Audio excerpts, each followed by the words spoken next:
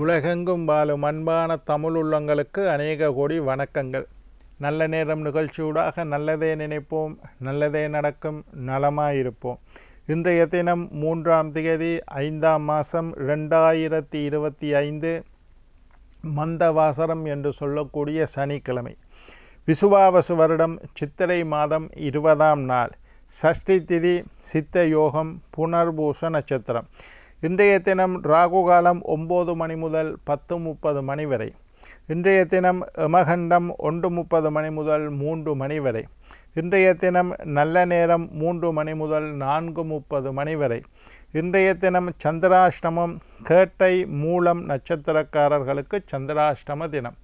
என்ன நேர்களே, வாருங்கள் இனி இன்றைய தினத்திற்குண்டான ராசி பலன்களை பார்க்கலாம். மேஷம் சாந்தம், ரிஷபம் சாதனை, மிதுனம் நலம், கடகம் நன்மை, சிம்மம் சிந்தனை, கன்னி சினம், துலாம் பக்தி, விருச்சிகம் பரிவு, தனுசு ஆக்கம், மகரம் அமைதி, கும்பம் ஆர்வம், மீனம் சுபம்.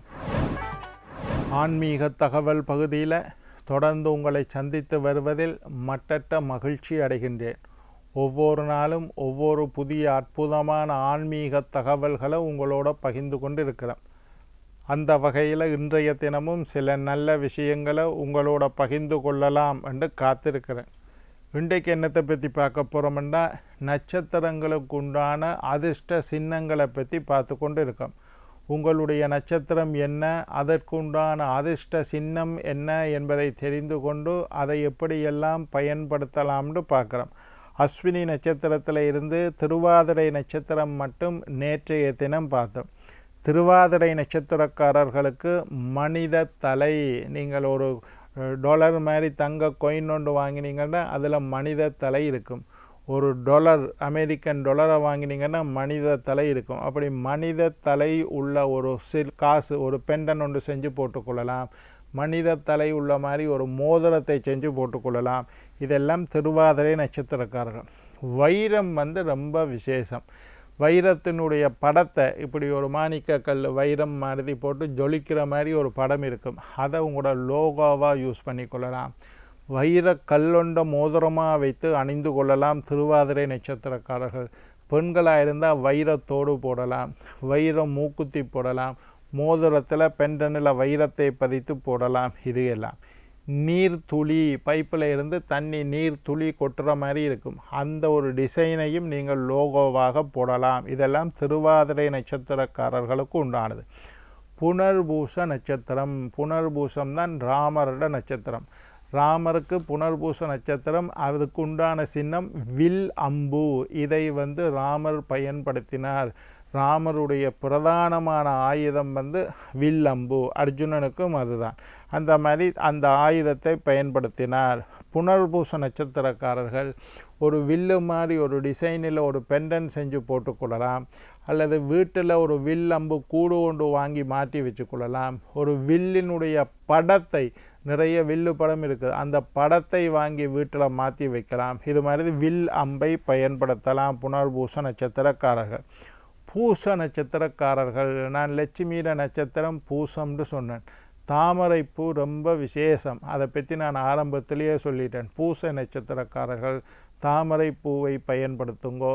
தாமரைப்பூவினால் பூஜை செய்வது, அர்ச்சனை செய்வது, மகாலட்சுமிக்கு மாலை கட்டி போடுவது, தாமரைப்பூவில் மகாலட்சுமி இருக்கிற படத்தை வழிபாடு செய்வது. அடுத்தது புடலம் பூ. அது இப்படி ஒரு பூ இருக்குது, அதுவும் பூச நட்சத்திரக்காரர்களுக்கு உண்டான அதிர்ஷ்ட சின்னம். பசுவின் மடி, பசு பால் கறக்கிற மடி இருக்குது, பசுவின் மடி. இதை காமதேனு என்று ஒரு படம் இருக்குது. அந்த காமதேனு படத்தில் மடியோடு அந்த படம் அழகாக இருக்கும். மனித முகமும் பசுமாட்டோட உருவமும் கொண்ட படம் காமதேனு. பெண்ணினுடைய தலை இருக்கும். அந்த காமதேனு படத்தை வீட்டில் வைத்து அந்த மடிக்கு சந்தனம் குங்குமத்தில் பொட்டு வைத்து வழிபாடு செய்வது பூச நட்சத்திரக்காரர்களுக்கு யோகம். காமதேனு மாதிரி ஒரு பெண்டன் செஞ்சு போடுறது யோகம்.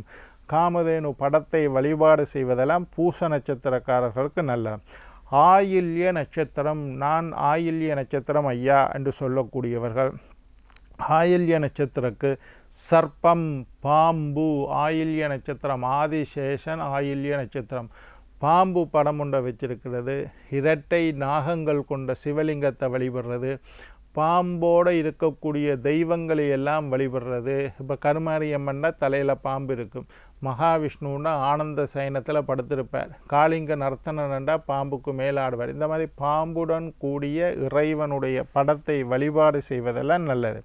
அடுத்தது அம்மி. நாங்கள் அந்த காலத்தில் சம்பல் எல்லாம் அரைக்கிற அம்மி இருக்குது. அந்த அம்மியும் அதிர்ஷ்ட சின்னம் ஆயில்ய நட்சத்திரக்காரர்களுக்கு. மக நட்சத்திரக்காரர்களுக்கு வீடு, பல்லாக்கு, நுகம் இதெல்லாம் அதிர்ஷ்ட சின்னமாக மக நட்சத்திரக்காரர்கள்.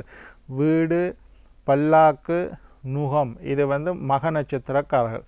பூர நட்சத்திரக்காரர்களுக்கு கட்டில், கால். கட்டில்கள், ஒரு சின்ன கட்டில் மாதிரி ஒரு படம், அதுக்கு கால் இருக்கும். கட்டில், கால் பூர நட்சத்திரக்காரர்களுக்கு அதிர்ஷ்ட சின்னம்.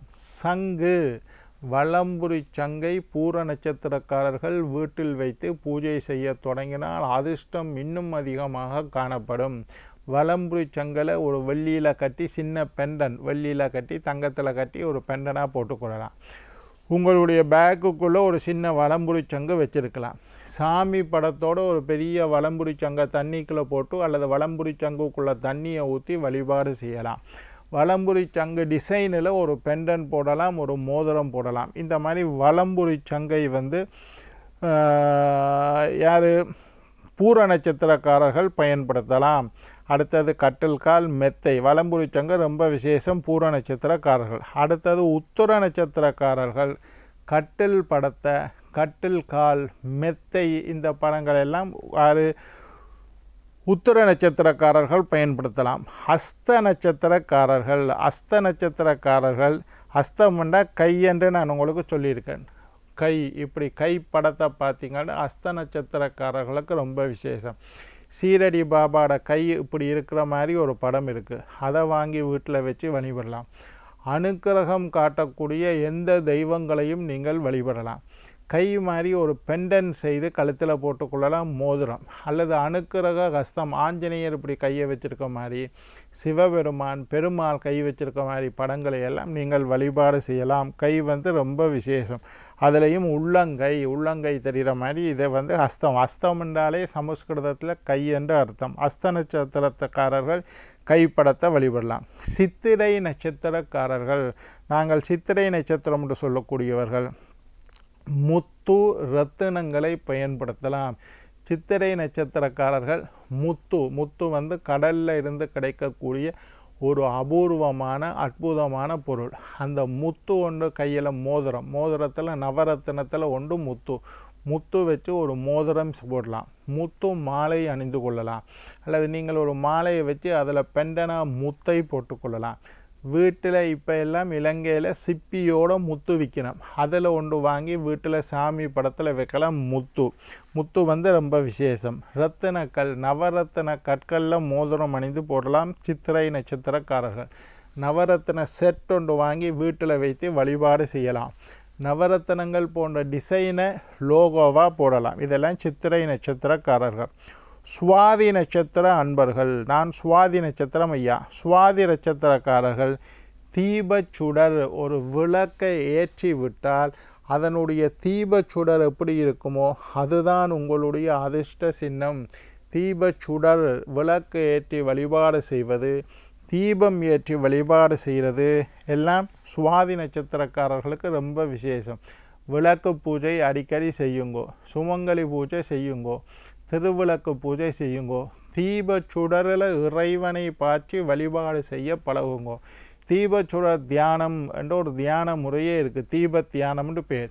நெத்திக்கு நேராக தீபச்சுடரை ஏற்றிட்டு அதை பார்த்து கொண்டே இருக்கிறது. அதை பார்த்து இறைவனை நினைச்சிட்டு கண்ணை மூடினீங்களாக இருந்தால் உங்களோட புருவ மத்தியில் அந்த தீபம் எரிகிற மாதிரி இருக்கும். தீபச்சுடர் இது நல்ல விஷயம்.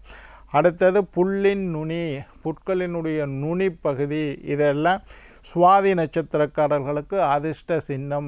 சுவாதி நட்சத்திரக்காரர்கள் கண்டிப்பாக வீட்டில் விளக்கேற்ற வேண்டும். தீப வழிபாடை அதிகமாக செய்யுங்கள். தீபத்தில் இறைவனை காருங்கள். சுவாதி நட்சத்திரக்காரம்.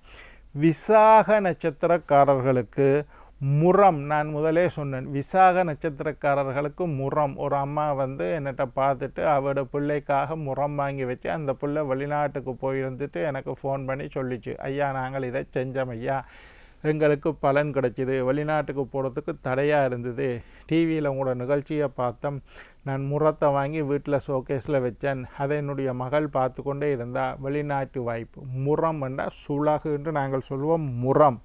அடுத்தது விசாக நட்சத்திரக்காரர்கள் தோரணம். நாங்கள் கோயில்களில் நல்ல விஷயங்களுக்கு பின்னி போடுற தோரணம், அது அதிர்ஷ்ட சின்னம்.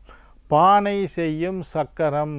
குயவர்கள் பானை செய்கிறதுக்கு ஒரு சக்கரம் வச்சிருப்பேன், அந்த சக்கரத்தை சுத்த விட்டுட்டு அதுக்கு மேலே தான் மண்ணை வச்சு கையால் பிடிச்சி பானை செய்வார்கள்.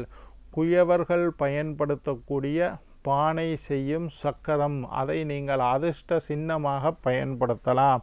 அதொன்று வாங்கி வச்சா கூட நல்லது. அடுத்தது தோரணம். தோரணம் என்பது வீட்டு வாசலில் தோரணத்தை கட்டுங்க. முறம் ஒரு சின்ன, இப்போல்லாம் சின்னனா சுலகு. அது சுலகு வந்து ஒரு லக்ஷ்மி கடாச்சம் பொருந்திய பொருள். சுலகு வந்து ஒரு அதிர்ஷ்டமான விஷயம்.